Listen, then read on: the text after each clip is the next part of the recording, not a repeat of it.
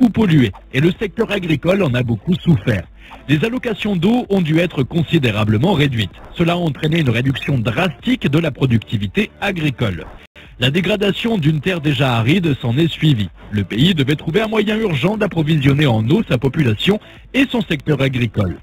Israël a donc trouvé deux solutions viables pour trouver des sources d'eau potable. Premièrement, à travers la réutilisation d'eau usée. Entre 65 et 70% des eaux usées venant de régions urbaines et industrielles sont désormais réutilisées dans l'agriculture. Ces eaux sont bien sûr traitées avant de pouvoir être réutilisées. Elles sont en effet traitées dans des stations d'épuration biologique à travers le pays. 130 millions de mètres cubes d'eau par année sont récupérés. Elles sont utilisées pour l'irrigation après le traitement de l'aquifère du sol. Une surveillance approfondie de la qualité de l'eau est effectuée pour maintenir un système de réutilisation sûr de ces eaux. Environ 10% des eaux traitées sont utilisées à des fins environnementales. Elles servent ainsi à l'augmentation du débit des rivières et à la suppression des incendies. Seuls 5% des eaux usées sont rejetées à la mer. En parlant de mer, justement, la deuxième méthode d'approvisionnement d'eau dépend d'elle. 70% de la demande en eau domestique en Israël est comblée par le dessalement de l'eau de mer. C'est un processus par lequel le sel et d'autres impuretés sont éliminés de l'eau de mer. Le pays arrive ainsi à produire de l'eau potable. En d'autres termes, le pays arrive à produire environ 600 millions de mètres cubes d'eau dessalée par année. C'est suffisant pour répondre aux besoins de sa population. Simcha Blas est le créateur de l'irrigation goutte à goutte. Cette invention a changé le monde de l'agriculture, particulièrement en Israël. Et cette invention fut le fruit d'un heureux incident. Simcha a trouvé un arbre qui poussait sans aucune trace d'eau. Il a découvert plus tard qu'il y avait un petit tuyau qui fuitait. Et cette fuite alimentait l'arbre en petite quantité. Cette découverte l'a amené à développer l'irrigation goutte à goutte. En 1965, Simcha et son fils avaient déjà développé le premier système expérimental d'irrigation goutte à goutte. Et ensemble, ils créèrent Netafim, leur première entreprise d'irrigation goutte à goutte. Ce système a révolutionné le système agricole en Israël. Contrairement au système d'irrigation par aspersion, ce système fournit la bonne quantité d'eau et de nutriments directement aux racines. Et contrairement à une irrigation par arroseur rotatif, l'invention de Netafim arrose la plante au bon moment. De ce fait, la plante reçoit exactement ce dont elle a besoin pour une croissance idéale. C'était un système très économe. Mais comment un tel processus pourrait fonctionner sur les terres arides d'Israël? Par contre, un processus qui ne cesse de faire ses preuves, c'est l'abonnement à notre chaîne. Pour les avides de sujets inédits, vous pourrez découvrir chaque semaine des sujets comme celui-ci. N'hésitez pas à suggérer des sujets qui vous passionnent en commentaire. Retour à l'irrigation goutte à goutte. Ce processus fonctionne en effet sur tout type de sol. Du coup, même dans les déserts et sur les sols arides, il peut être utilisé. Il réduit même l'impact de la sécheresse. L'irrigation goutte à goutte a une efficacité de 95 à 100% par rapport à l'utilisation de l'eau. L'irrigation au goutte à goutte présente de nombreux avantages pour Israël, notamment des rendements de culture plus importants.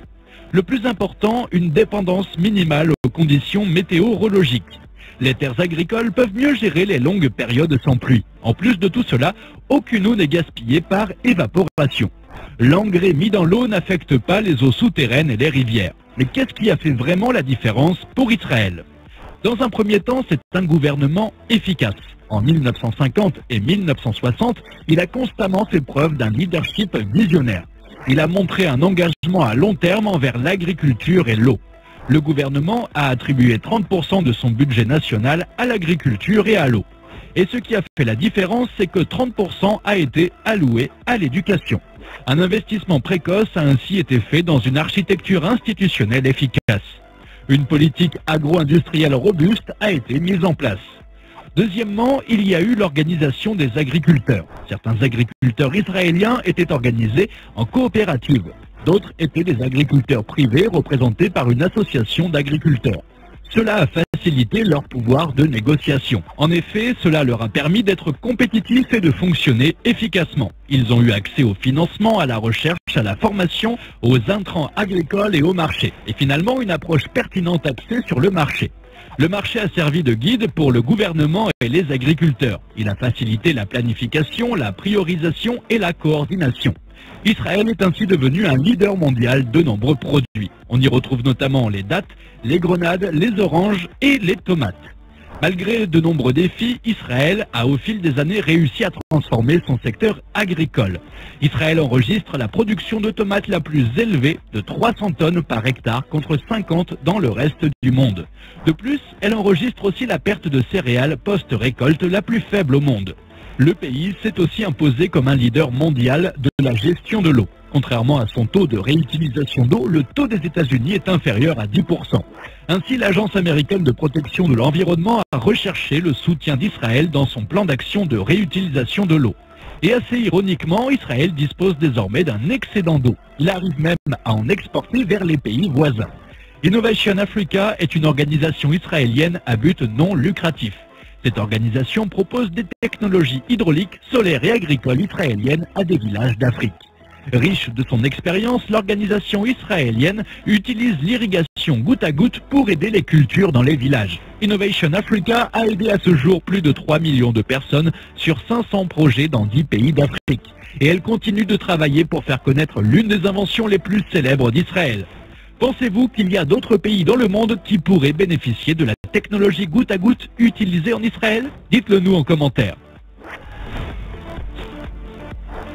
Et voilà les amis, nous sommes arrivés à la fin de notre vidéo. Si vous avez apprécié notre sujet du jour, laissez-nous un like et n'hésitez surtout pas à partager cette vidéo pour la faire connaître aux curieux comme vous. Et pour ne rien rater sur notre prochain sujet, abonnez-vous à notre chaîne. Pensez bien à activer la cloche des notifications. Merci à tous et à la prochaine sur ATech.